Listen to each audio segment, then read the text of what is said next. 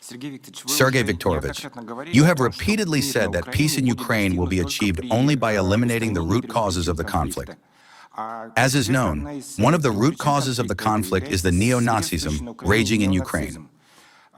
Do you discuss this problem in negotiations with your American colleagues? Thank you. We regularly outline this topic. Well, true, after Anchorage and my telephone conversation with Marco Rubio, we have had no contacts, and we did not specifically start a conversation on this topic in Alaska, but they know our position perfectly well. They have it, as I already said. On paper, it is no secret. The position was voiced by President Putin in June 2024 when he spoke at the Ministry of Foreign Affairs, presenting our principled approaches on Ukraine and on relations with the West, among other absolutely indispensable conditions for settlement, such as demilitarization, the removal of any threats to the Russian Federation, including by dragging Ukraine into NATO, ensuring the rights of Russians and Russian speakers of the Ukrainian Orthodox Church. There is also the requirement of denazification. And this is not a case of us inventing something that would be alien to modern Europe. One would think there is the Nuremberg trial, its results being part of the UN Charter,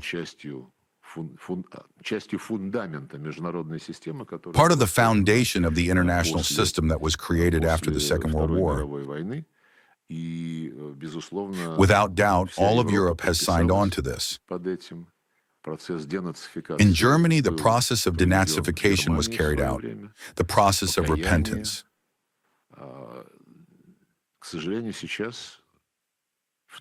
Unfortunately now, including perhaps even starting with Germany, we feel that these repentances are worth very little. By the way, I have already spoken about this about 15 years ago, in the better times, so to speak. When communicating with German colleagues, we noted that they were sending such signals, not verbatim in the way I will now say it, but the meaning was very clear. The meaning of the signals was roughly as follows. Dear colleagues, we have settled accounts with everyone for the Second World War. We owe nothing to anyone anymore. And from now on, we will behave based on these assessments. And the fact that recently, Chancellor Merkel and Chancellor Scholz still tried to observe propriety. But Merz repeatedly stated that his goal is to make Germany once again the main military power in Europe. I think there is no need to explain what kind of signal is sent by such statements to make Germany once again the main military power. It already was a military power when it conquered more than half of Europe, put it under arms in order to attack the Soviet Union. And when such Nazi recurrences occur in the country that is the homeland of Nazism, of course this causes concern. Of course this will require from us, from all those who are interested in a stable world, principledness when the final parameters of the settlement are discussed. If the West nevertheless realizes the hopelessness of such a scenario, that one should not demand the cessation of hostilities in order to continue pumping Ukraine with weapons, but should act in a way that President Trump proposed before Alaska. He said then that a temporary truce would solve nothing and that the conflict needs to be ended on the basis of principles of sustainable settlement. Yes, later Europe tried, and not unsuccessfully, to again drag our American colleagues into its camp of truce, support for Ukraine, not a step back, not an inch to the left. But nevertheless, President Trump said this, and this became the basis of those understandings that were unequivocally agreed upon in Anchorage. By the way, this is the difference between the Republican administration, the administration of Donald Trump, and its predecessor, the administration of Biden. Recently, I happened to come across an interview with Kurt Volker. He was the U.S. State Department's special representative for Ukraine issues under Biden. He said that Russia will never agree to a peace agreement. Where he got this from is unclear, because it is precisely we who are striving for a peace agreement. He added that Putin does not consider Ukraine a legitimate and sovereign state. There is an answer to this as well. We recognized a Ukraine that was not Nazi and that did not ban the only country in the world to do so, any language, in this case Russian, and we recognized a Ukraine which, in accordance with the Declaration of State Sovereignty and the Act of Declaration of Independence, was a non-nuclear, non-bloc, neutral state. That is what we recognized, and that is how it all looked. But then Kurt Volker goes on and states that Putin is convinced that Ukraine should be part of Russia.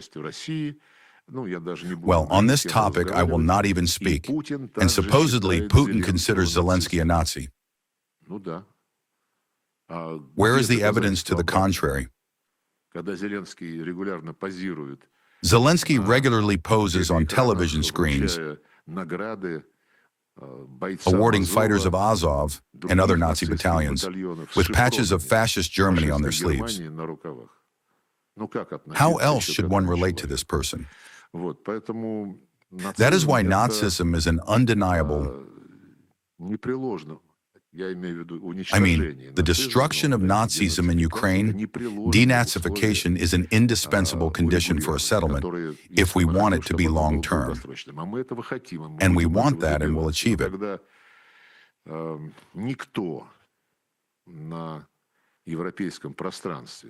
But when no one in the European space, when communicating with Ukraine, raises questions related to the Nazification of the country,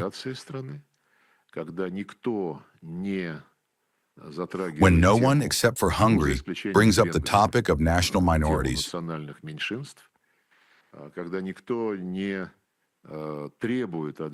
when no one demands from Zelensky to cancel the law banning the canonical Ukrainian Orthodox Church. By the way, in Alaska, when President Putin was explaining to Donald Trump how we assess the situation in Ukraine, he mentioned that in 2024, they passed a law aimed at banning the canonical Ukrainian Orthodox Church. President Trump did not believe it.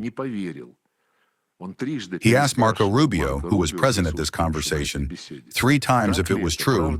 Marco Rubio confirmed that it was true. It was visible that the President of the United States was, well, simply disconcerted. And that's putting it mildly, returning to Ukraine and its legislation. I mentioned Hungary.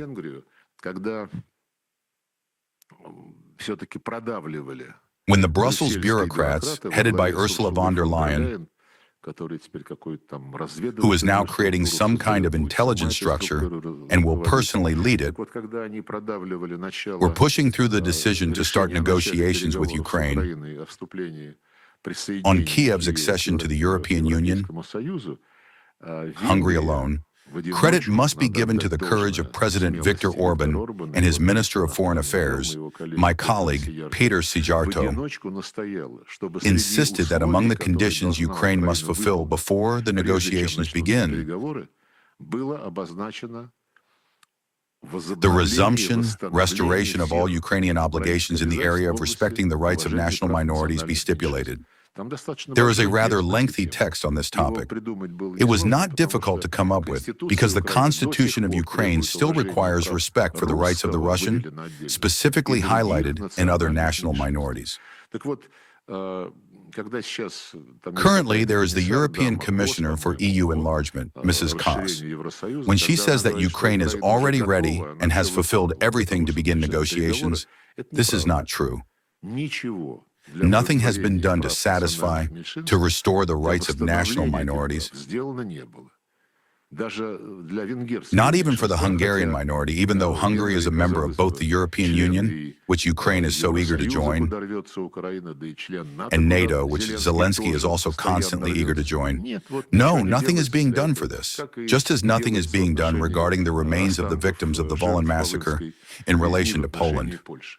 The European Union is generally silent on this topic, the topic of egregious violations. Ukraine is the only country that has banned a language entirely. Even, I think, in Finland, where about 7% of the population are ethnic Swedes, Swedish is a state language. The figures are probably clear to you. Compare that with how it looks in Ukraine. Regarding Ukraine's actions, we hear nothing from Brussels except that they must be with Ukraine to the end until victory. This mantra was recently repeated by Ruta and other representatives of the Western European community, saying that they must always defend Ukraine because it is upholding European values. This is a confession of guilt. This is self-exposure. It means that European values, in the understanding of the current Brussels bureaucracy, are the revival of Nazism. Therefore, we cannot show any weakness here.